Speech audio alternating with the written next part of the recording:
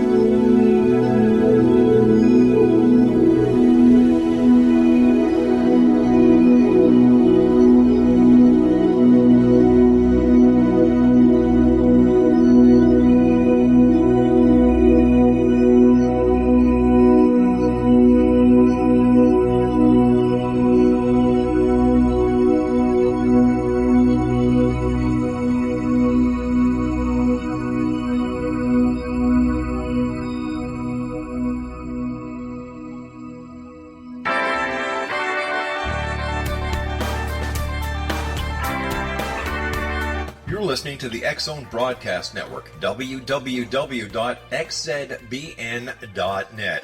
Radio's authority on the world of the paranormal and the science of parapsychology, celebrating 25 years of broadcasting.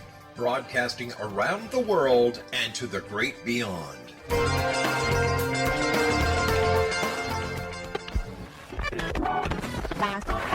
All Hit Radio.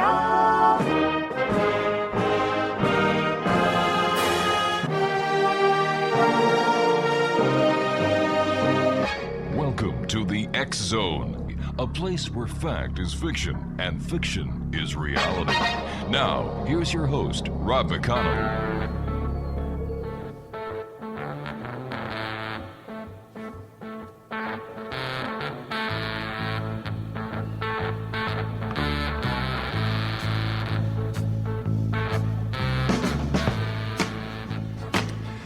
And welcome back, everyone. This is the X-Zone. I am Rob McConnell. We're coming to you from our broadcast center in Hamilton, Ontario, Canada, on the X-Zone Broadcast Network, the Mutual Broadcast Network, Talkstar Radio Network, and on Radio X in Europe.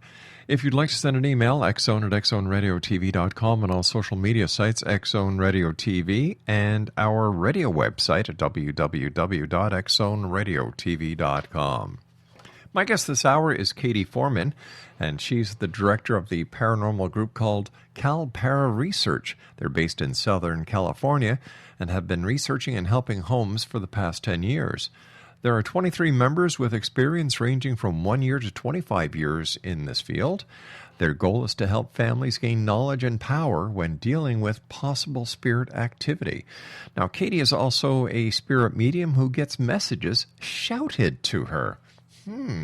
Their website is www.calpara.org. That's calpara.org. And Katie Foreman, welcome to the X-Zone. Thank you so much. It's great having you with us, Katie. Tell me, what was it in your life of young Katie that had her start looking into the paranormal, helping other people, and do spirits really yell at you? Yeah, they do.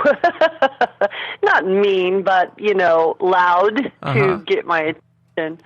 My story is when I was 15, I was babysitting for some family friends at a home, and what's curious is that home is now registered as historical locally and also well known as haunted locally. And back when, it was just my parents' friend's house. But I babysat there about 3 or 4 years off and on, and things went bump in the night all over the place. And this started when I was about 14, 15 years old. So I was only used to, scary movies on TV. There weren't the shows on TV back then, just the movies. And wondering what the heck. I ran into the homeowner years later after they sold the house and told him about my experiences. And she said, "Oh, yeah, it was really haunted." So I thought, aha. Because you wonder, am I imagining things and stuff. So that was actually, when I think back, it was a great experience. What's even greater is we got to go investigate that house about 3 years ago. So as an adult, I could approach it differently. What kind of haunting did you experience as a child compared to the actual paranormal investigating, and what was going on as an adult? In the house, when I was a teen, oh my gosh, it's an old 1880 house, very large, like 3 stories tall, straight out of a scary movie looking, Victorian, I think they call it, looking. And there were the lights flickering, and they had a player piano in one of the rooms upstairs, and it started playing. I thought the kids were up.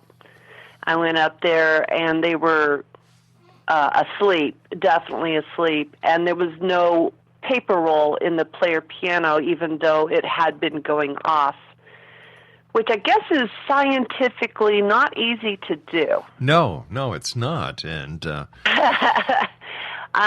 had an electronic doorbell. They had 6 exterior doors, and the house was so large that if someone pushed a doorbell, you could go to this little machine. It's an old machine, and the arrow would be pointing to whichever door had triggered it. Wires had gone from the doorbell to the machine. So it'd be pointing to like the west door, the south door, the front door, whatever. And the doorbell would ring. I'd go look at the machine, go open the door, no one there, come back and look at the machine, and it's pointing to a different door. And the only way it can move is if another bell rings, it electronically triggers the arrow to switch over to whatever. So things like that.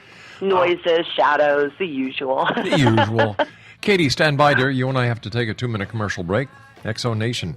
Katie Foreman is our special guest. www.calpara.org. Katie is the director of the paranormal group called Cal Para Research. And Katie and I will be back on the other side as we continue here in the X Zone from our broadcast center in Hamilton, Ontario, Canada. Don't go away.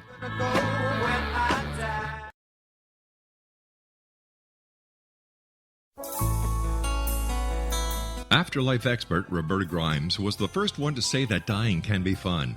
Now her best-selling book, The Fun of Dying, is available in stores worldwide. So if you wonder whether death ends life, how it feels to die, or what heaven might be like, The Fun of Dying was written for you. And if you have always been afraid of death, or if you worry that your life has no meaning, let The Fun of Dying ease your fears and bring new meaning to your life. Nothing said in The Fun of Dying is based on the teachings of any religion. Instead, Roberta draws on evidence to explain how death happens, how it feels, and what comes next. A lot of the best death-related evidence was produced in the first half of the 20th century. When it is put together with recent discoveries, it tells a consistent and amazing story. Roberta Grimes blogs and answers questions at robertagrimes.com. Her wonderful book, The Fun of Dying, is available on Amazon and at stores worldwide wherever books are sold. You're listening to the X Zone Broadcast Network, www.xzbn.net.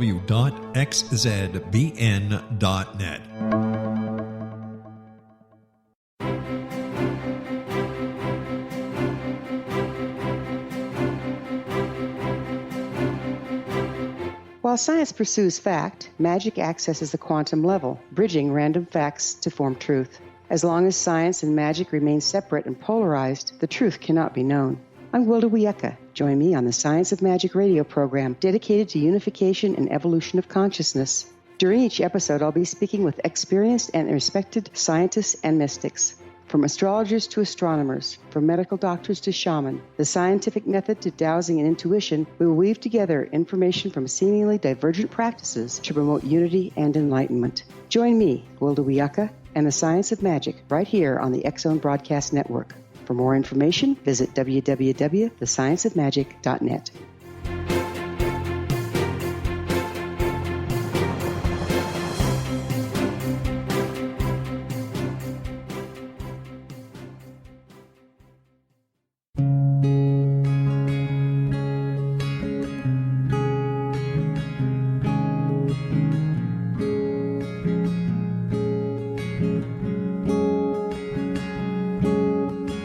Linnea Starr began to demonstrate a metaphysical connection to the spirit world as a little girl.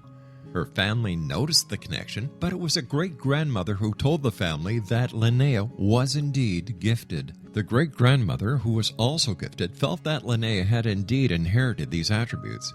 It has been noticed that oftentimes such things are passed down through the generations.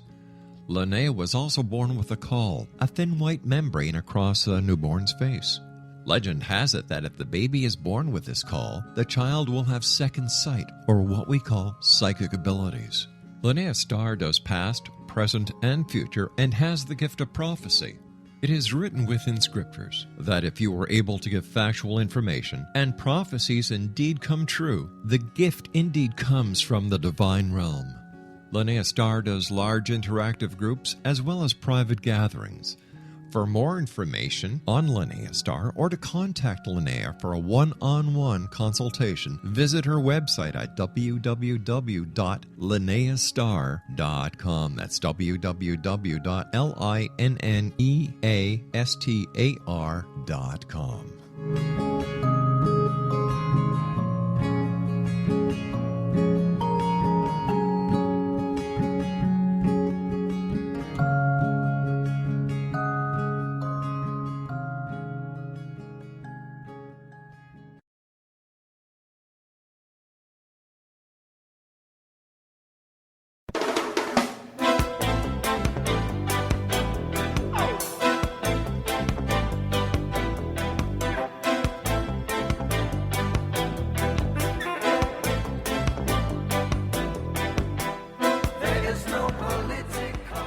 And welcome back to the X Zone, everyone. I am Rob McConnell. Katie Foreman's our special guest this hour. She's with CalPara Research in Southern California. Their website is calpara.org. So, Katie, what did you and your group discover during your investigation that you conducted 3 years ago in the house where you used to babysit that you ultimately found out was haunted? You know, when I was a teenager, it's just me and my wits or my fear.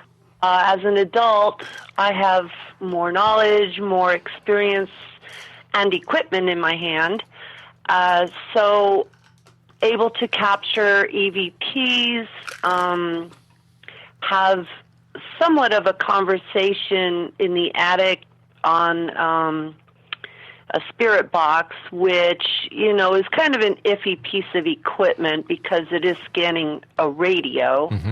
And we always wonder, are we getting a radio signal or is that a spirit talking? But it seemed to be a valid conversation. And he told us his name was Noel and that he wanted to be left alone, you know, in the attic, and a little bit of stories.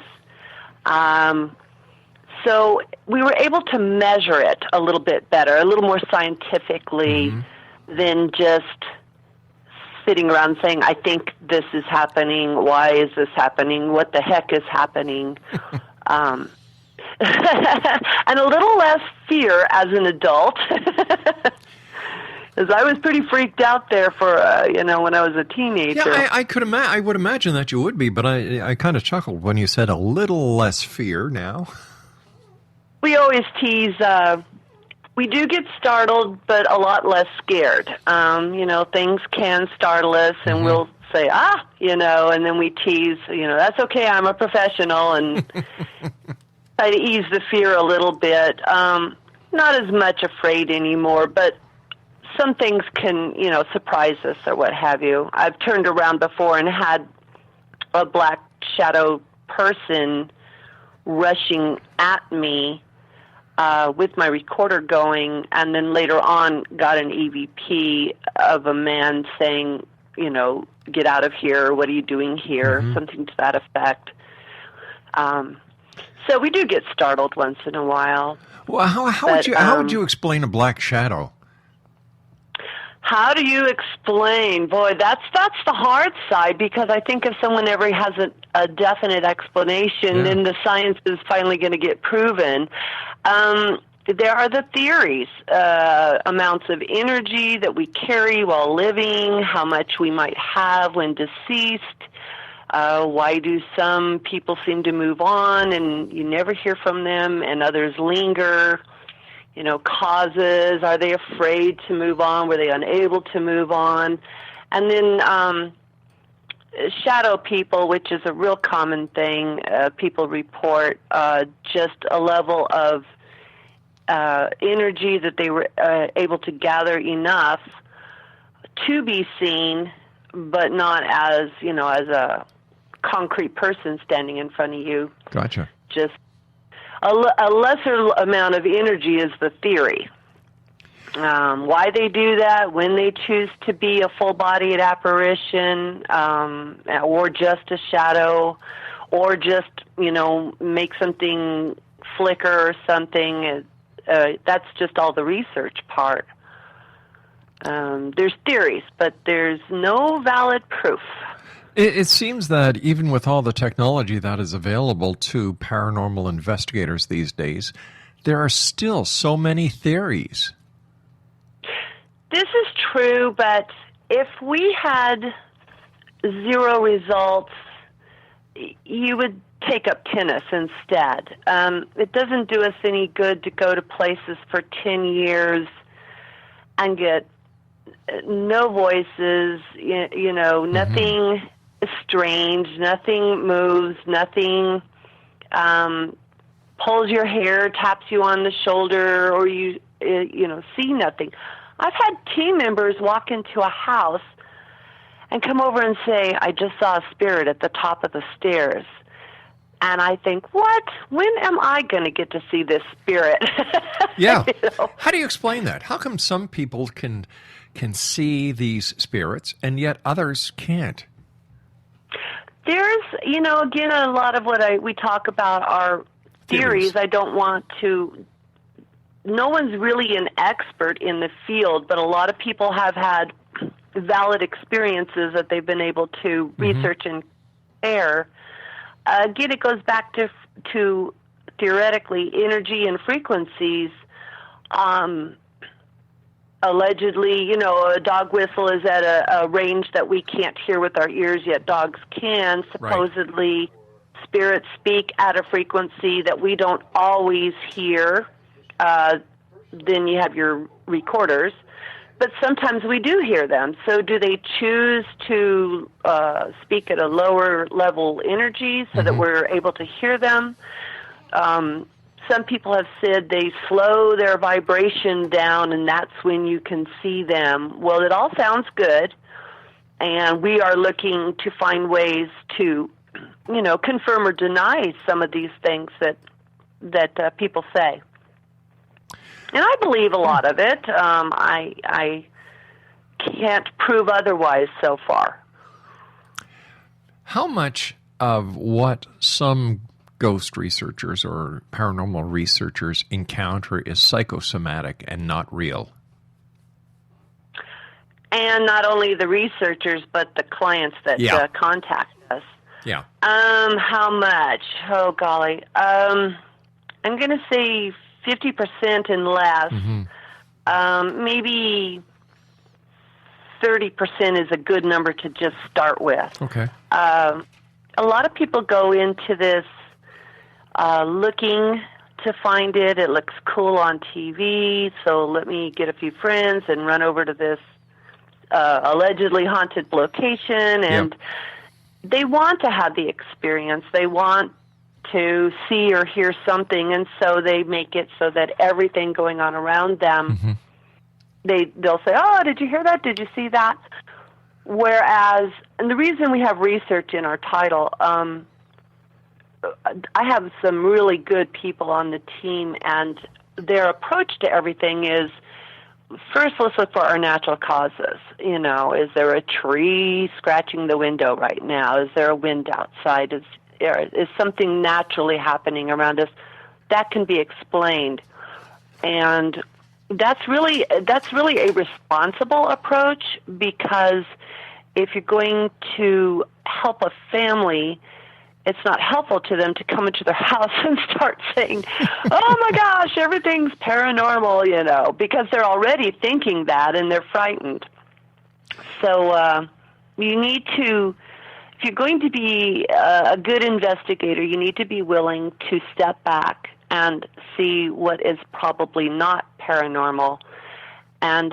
And it's good when you rule things out, because then it makes it, the location is a little more pure and authentic, what you're dealing with, when you can say, "Oh, well, this is where the sound of water is coming from," or this is why you're seeing or feeling whatever. You've got a really high electrical field going on around you or something.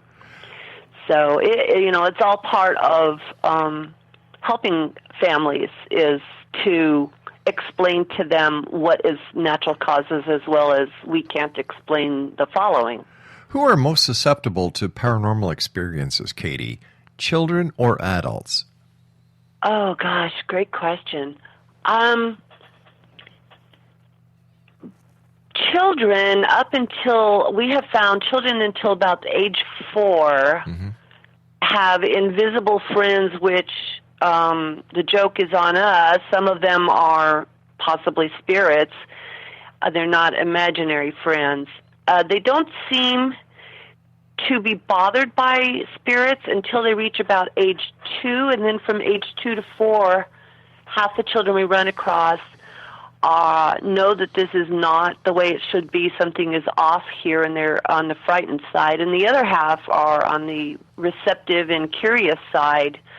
But it seems like once a child hits about 5 and up, the real world kind of clouds that ability to interact with spirits as much. They don't see them, mention them, notice them, care about them.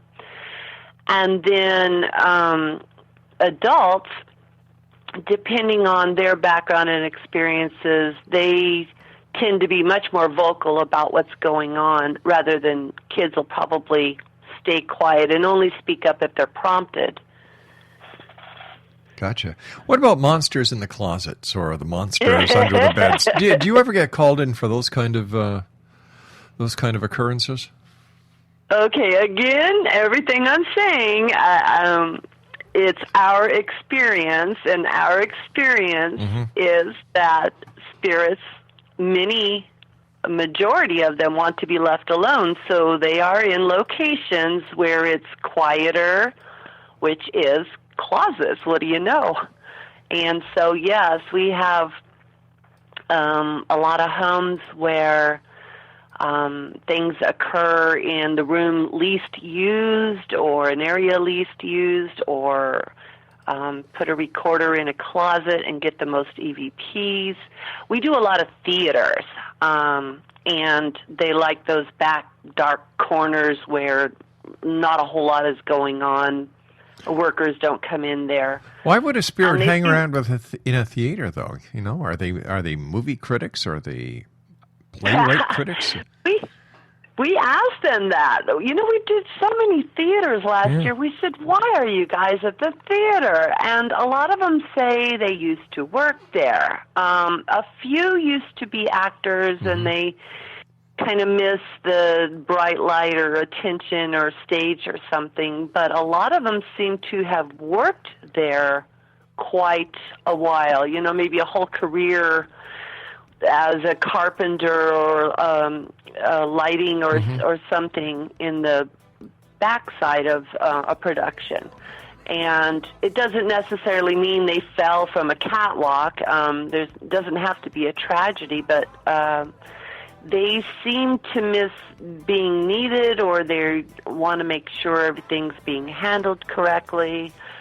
So interestingly enough, all these theaters, the majority seems to be former workers. All right, there. Katie, you and I have to take a news break. Please stand by. Exonation Katie Foreman is our guest. calpara.org is the website, and Katie and I will be back on the other side of this commercial break with the news. Don't go away. Wouldn't you love to know the secret to everything? Well then, meet Dr. Kimberly McGeorge and her cutting-edge breakthrough knowledge that combines science with possibility.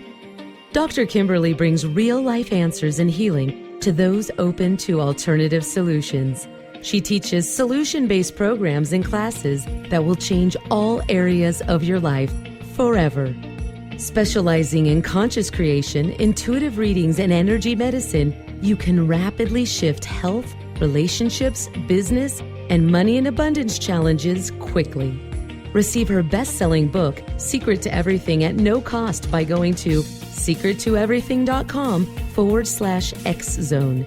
That's right, transformation can start now. Just go to secrettoeverything.com/X-Zone and receive Dr. Kimberly's book for free. You're listening to the X-Zone Broadcast Network, www.xzbn.net.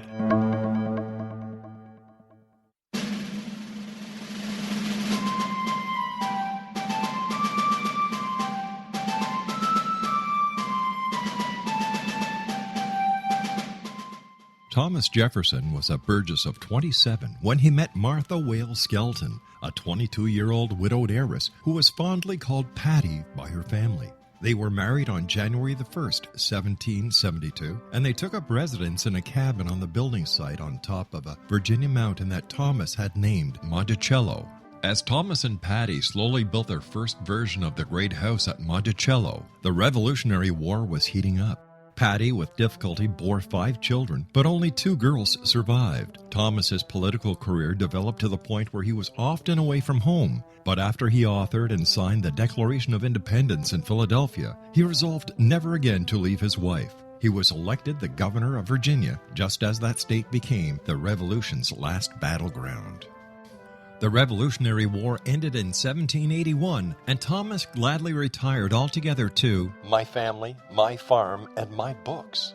But Patty continued to want to bear her treasured husband a son, and late in the summer of 1782, she died of kidney failure at the age of 33, 4 months after having borne yet another girl. Thomas was so devastated by her death that he never remarried. He mourned her for the rest of his life, even as he helped to frame the peace in France and then became the first Secretary of State, the second Vice President, and the third President of the United States. This story is true. Thomas Jefferson was such an obsessive letter writer and record keeper that we know where he was and what he was doing nearly every day of his adult life. Every significant thing he says in My Thomas comes from his contemporary writings. My Thomas by Roberta Grimes is now available at Barnes & Noble, Costco, Target, Books A Million, Hudson Booksellers, Kmart, Walmart, Sam's Club, Walgreens, CVS, and online at Amazon.com. You can visit Roberta Grimes online at www.robertagrimes.com.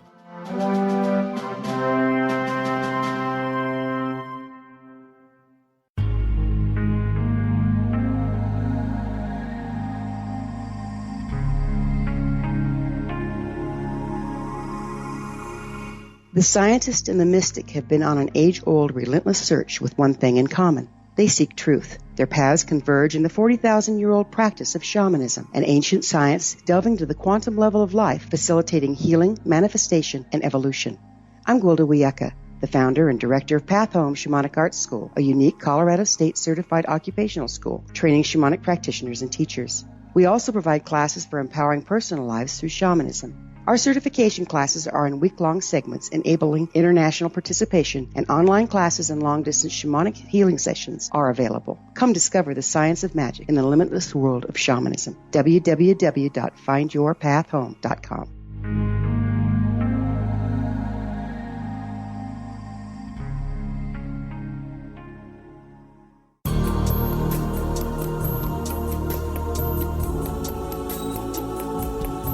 Unwilling to be the government's deadly assassin, gifted psychic Kahara Mitchell went AWOL and ended up buried under rubble in the wake of a great tsunami. She regained consciousness far from Earth on the medical ship of a Daguerreonian intergalactic fleet. Has she been rescued or abducted by aliens? The Chalice of Carrie, Kahira O'Donnell's latest paranormal science fiction romance, is the passionate story of an Earth woman and her destined mates, twin kings from another galaxy. Kahara uses her gifts fighting alongside Lords Rom and Ra in a war that will determine the destiny of galaxies. The Chalice of Carrie by Kahira O'Donnell is now available at KahiraO'Donnell.com or at Amazon.com.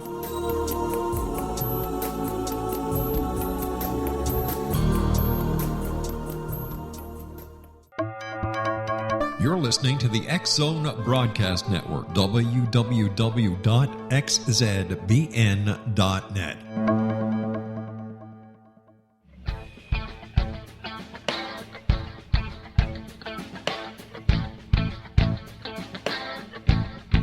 What Happened in Benghazi is revealed by Nicholas Genix, author of Obama, Islam, and Benghazi. He informs the American people that President Obama deceived them by advocating a strong foreign policy prior to the 2012 presidential election, and Hillary Clinton supported this deception.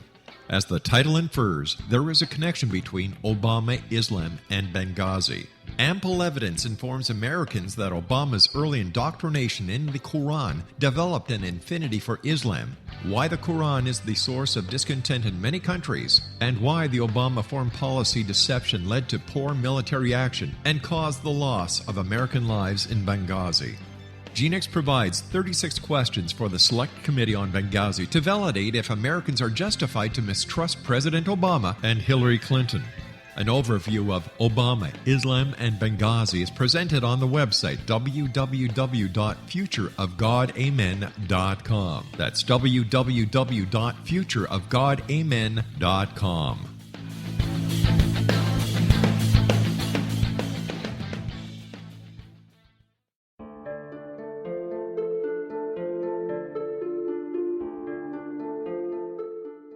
Annie Callahan, dedicated to negotiating a position for Earth within the Daguerreonian Coalition, had trained for 3 years to become an Earth ambassador.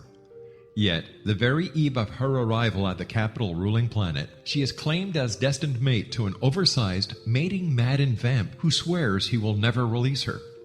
Lord Aztaran, king of the Macian sector, has waited over 900 years for his destined mate. Having found her as an alpha vamp, he is unable to relinquish Annie, virtually holding her hostage until he can claim her. Yet Macians cannot survive without their mate's love. How could he strip her of her citizenship, her ambassadorship, and her freedom and expect to win her heart?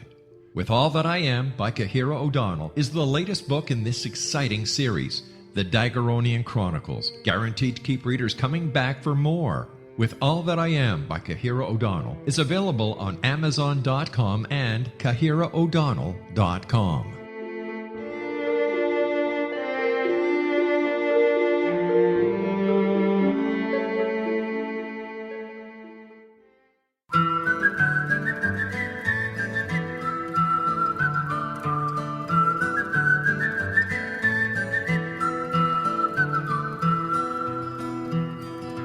All around old Cape Horn, ships of the line, ships of the morn. Some who wish they'd never been born, they are the ghosts of Cape Horn. Welcome back, everyone. Katie Foreman is our special guest. She is the director of a paranormal group called CalPara Research. They're based in Southern California, and their website is calpara.org. As a paranormal group, are there specific times during the year when you're busier than other times? Well, Halloween. The media tends to influence the public, so the more it's on TV, the more people start thinking about it and becoming, almost in the month of October, aware of it on a daily basis.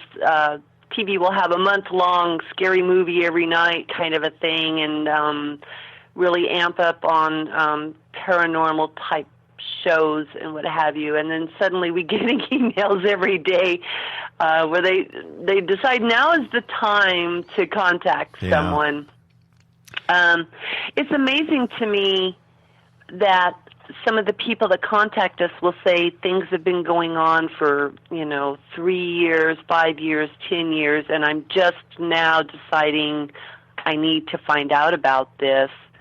I don't know if I myself would live with so much anxiety or unknown for that long length of a time. But then we have the people that say, I never thought I'd be contacting a paranormal group, and yet I can't rule anything else. I can't figure this out. I ruled out everything. And that's a good way to approach it, because they are first seeking natural causes, and they've run out of options, and so get a hold of us, and then we come over and take a couple hours, and we interview the family and investigate the home with the equipment, and so we've got a couple of mediums on the group, see if they get any kind of impressions, and then leave them with some remedies and send them a report, including any kind of possible evidence. So I would say October, but it's really kind of busy all year long. It kind of ebbs and flows all year long. Over the past 10 years of doing the CalPara Research organization that you founded, what has been your most difficult paranormal investigation to do? I think on one side, the frustrating part is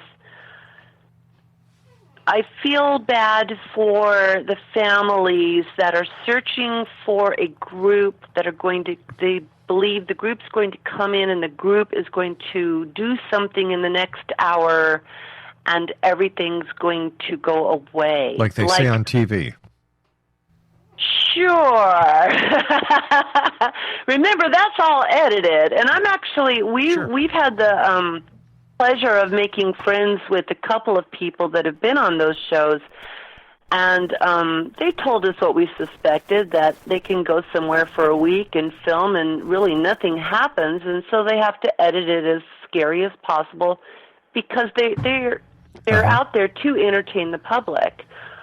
But when we take, we call a plumber and we say the kitchen sink doesn't work, we're, in a sense, giving them time and definitely giving money, and we expect a result, hopefully in an hour. And so that's just how everyone faces fixing things. When people need to, if they want to have a spirit leave the home peacefully and gently, it's going to take probably several days, maybe up to a month, maybe a couple of months of using the different remedies that we suggest to gently have the spirit feel uncomfortable enough or lose the energy and not be able to slam doors at 3 a.m. So how do you do that? How do you just make it so unbearable for something that's already dead to scram vamoose? Like, how do you do that? Yeah, there's some easy things that people can try. Sea salt, for some reason, is bothersome to spirits. Not so much regular salt, but sea salt. And that's sold in the grocery store where they sell, sugar and spices, same row. And so we advise them to put a little bit in a bowl, keep it away from doors and windows, and keep it out for a couple of weeks, because it has been learned, I the people before us that sea salt they can't gather their energy around it. Now, old websites that have not updated themselves will tell people to pour salt across doors and windows, and this is bad advice. Salt is crystalline, and it causes a barrier. So pouring salt across a door and a window usually will increase activity because the spirit is like, I can't get out of here. But if you put it in a bowl away from a door and a window, like up on a mantle, a bookcase, a shelf, a dresser, that lessens the energy. If all of our clients said, this isn't doing a darn thing, we'd quit advising that. But it's surprising. We'll check in with them a week or two later. How's it going? And it gets results. So, again, you're going into science was not my major in school, and you're going into a scientific field where you're dealing with energies and elements and trying to explain that. I'm not the best person, but I do know what is recommended and has worked and stuff. Right. So let's take a look at the whole picture. We don't know basically why these entities start haunting when they do. Now, correct me if I'm wrong. Some hauntings happen right away when a new family moves in, but other hauntings occur years after the family has moved in. Why is that? A lot of reasons. You can move in a house today, and 5 years from now, Uncle Joe passes away, and Uncle Joe may be close to a family member. He may be upset with a family member. He may have unfinished business.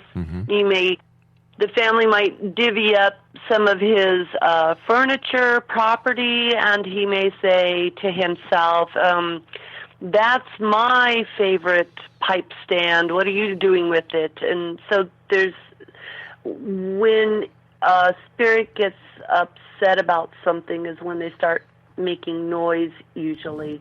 We've had people bring things home from antique stores. Yeah, I've heard about that, yeah. A stranger spirit is attached to something. And this goes back to those spirits shouting at me.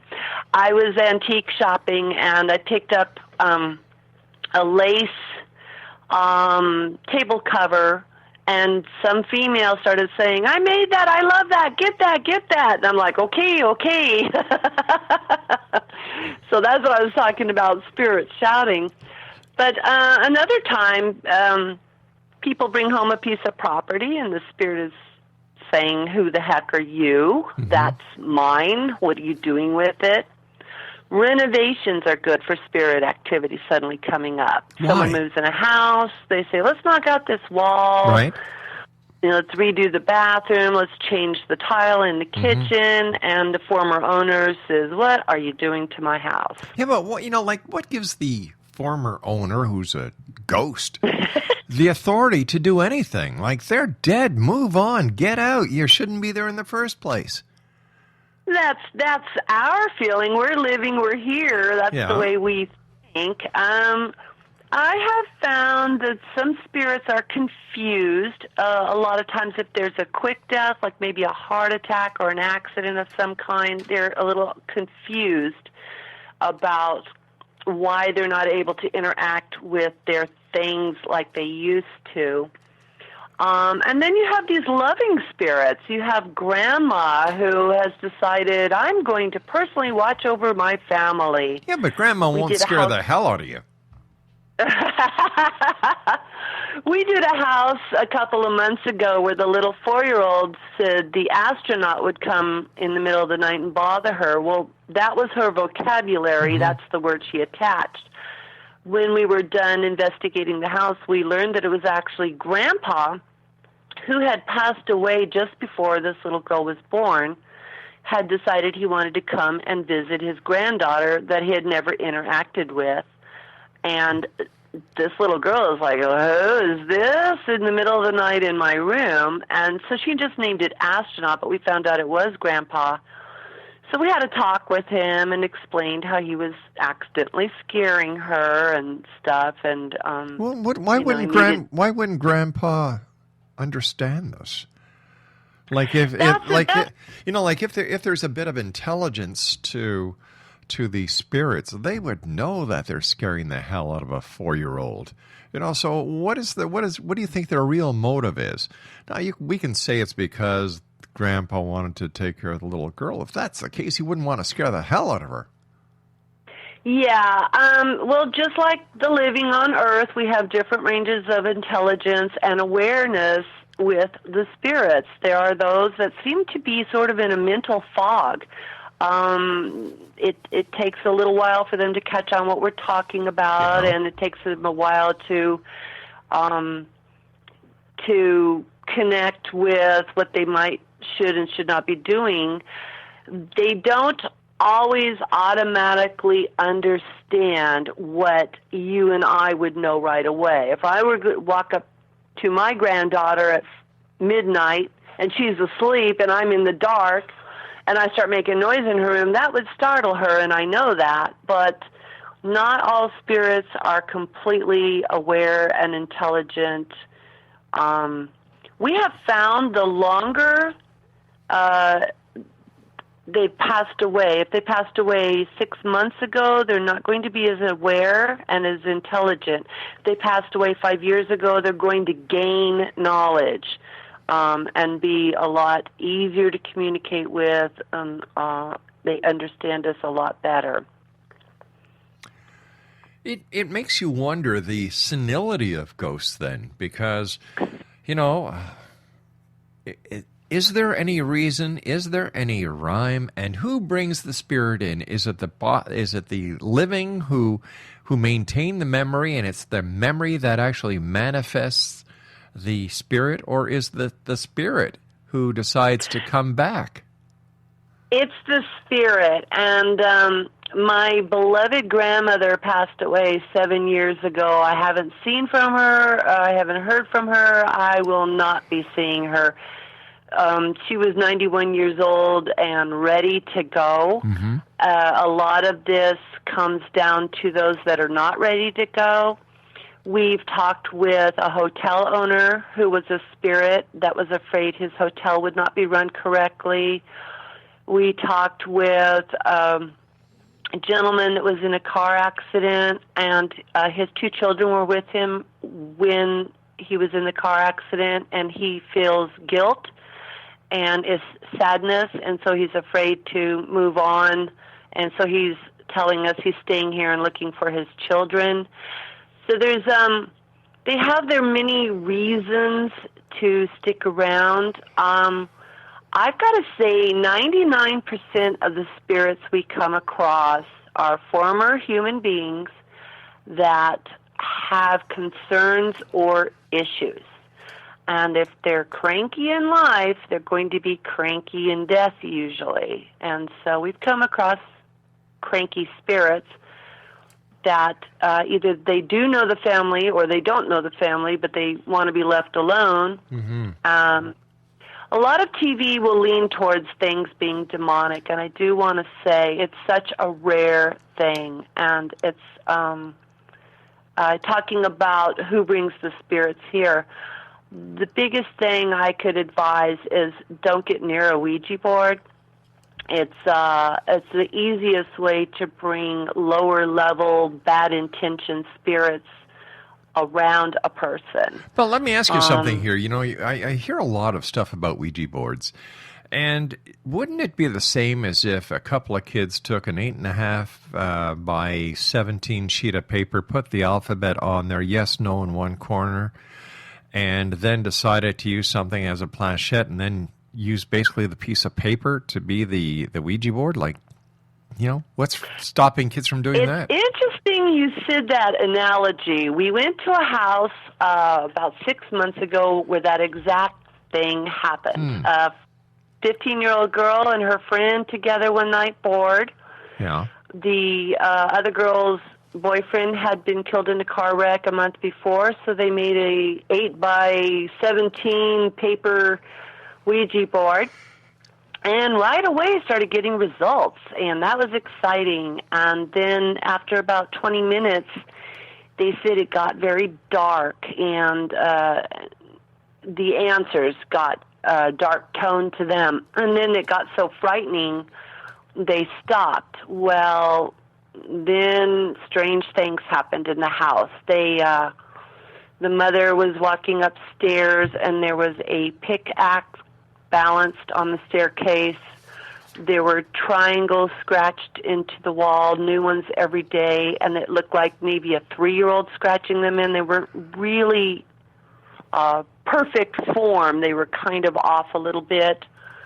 The teenage girl got home from school and went upstairs, and her guitar was balanced on the top 2 inches of her door that was slightly ajar, and she went to push the door, and the guitar was falling off onto her, scratches, what have you. Very scary house. People's emotions were shifting. They were feeling angrier than they ever had before, more sad than they ever had before. And then they called us. So we make the choice of, are we going to this home, and what can we do for this family? We did as much as we could. We advised as much as we could. We all felt very uneasy there. All right, we've got to take our final break, Katie. Katie, we've got to take our final break for this hour. Please stand by. Okay. Exonation, Katie Foreman is our guest. www.calpara.org, and we'll both be back on the other side of this break as we wrap up this hour here in the X Zone from our broadcast center in Hamilton, Ontario, Canada. Don't go away now. Said repair, demons dance everywhere, southern gales, tattered sails, and none to tell the tale. Come all of you rustic old sea dogs, follow. Little children aren't the only ones afraid of the dark. Millions of soldiers return from war zones with PTSD, anger, frustration, fear, and loneliness, much of which surfaces during the darkness of the night. You have the chance to change the lives of these American heroes. Songs and Stories for Soldiers.us provides free MP3 players for these men and women. With a list of 3 million songs in 16 different styles, 100,000 audiobooks, and 30,000 old-time radio programs, every veteran can find something to soothe and comfort them at no cost. All our players contain an 8-hour audio program designed to help veterans fall asleep.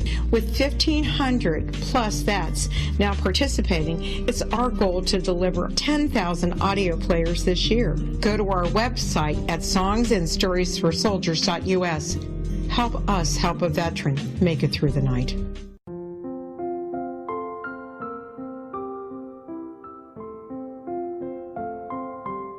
I am Dr. Carl O'Helvey, founder, president of a new cancer foundation focusing on evidence-based physical, mental, and spiritual interventions, including natural cancer cures, prayer, meditation, affirmations, nutrition, and other related holistic cancer prevention and cure modalities. These are used in cancer education, research, and financing care. I ask for your help to continue this important work by donating at www.holisticcancerfoundation.com.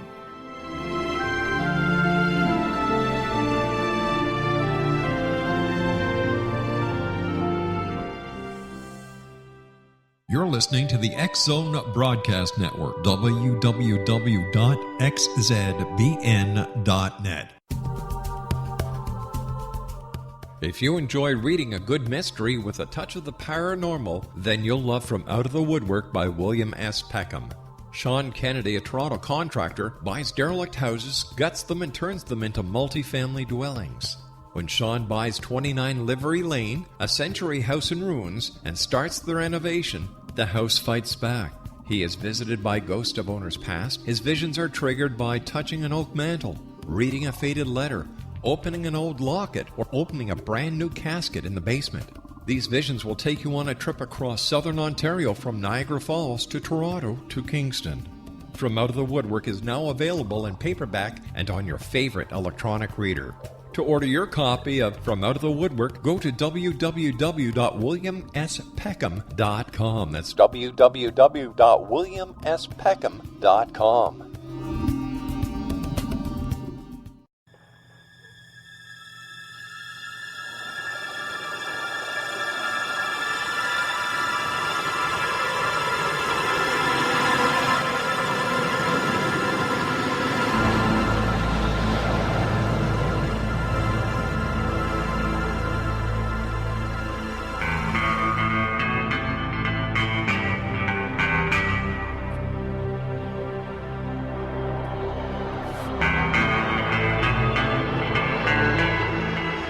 Explanation. Katie Foreman is our guest. She is the director of CalPara Research.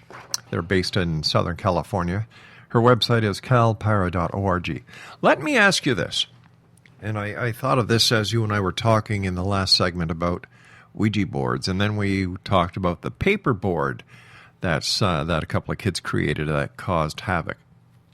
Yeah. Okay, so hypothetically now, all right? I've never heard of anything like this, but maybe it's going on, and we may be coming on to something here. Is it possible that using an internet search browser could be acting as a Ouija board? Oh, I'd have to give that a lot of thought. At first, I want to say absolutely not, because I'm all over the internet. Yes. But you know how you use a search engine and you ask a question that gives you an answer? Yeah, but that's a database like Google or whatever search engine people use. That's a database designed, predestined. You know, your answers are select. What's the difference between that and a Ouija board? Because a Ouija board was created to ask questions to, and using the etheric or Akashic records, which is a designed database, to get an answer. Well, here's my final thought on that. If you use a Ouija board at any location, you could always have a different energy spirit interacting with you. But if I go to Google and put in some words, I'm going to get the same database. Only if you use the same search engine or the same frequency. But each search engine has a pre-designed database, whereas the Ouija board is sort of open to... Okay, I get it. Possibly. Listen, Katie, it's been great having you on the show. What are your final thoughts for the X-Zone Nation tonight? I have learned that people need to get educated and to take everything you read on an internet website with a grain of salt. If you do need to research to help yourself, look up several sites and kind of get a consensus of opinion. If one site says to try something and something else is not to, keep researching, because there's some old info out there, but there's some really great new info. And then there's teams like us. And then there's teams like you. And first, again, Katie, thanks very much for coming on the show. I thoroughly enjoyed our conversation, and I hope that you come back and visit us again in the future. But to you and the rest of the other 22 members of CalPara Research, thanks for doing what you do. And let our listeners know how they can contact you if they are in Southern California and they need Ghostbusters. You want the email? Well, you give them whatever you'd like, dear. calpara.investigations@yahoo.com. And then the website you've said all night, and thank you so much. It's been my great pleasure, and we look forward to the next time you come back and join us, Katie. But we've got a little present for you right now. Just listen, okay?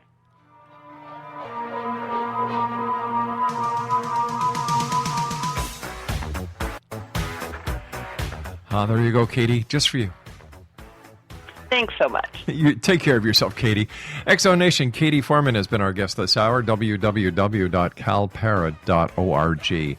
That's it for tonight. I'll be back tomorrow night at 10 o'clock, at 8 o'clock, as once again we cross the time-space continuum to this place that I call the X Zone. So until then, always keep your eyes to the sky and your heart to the light. Good night now.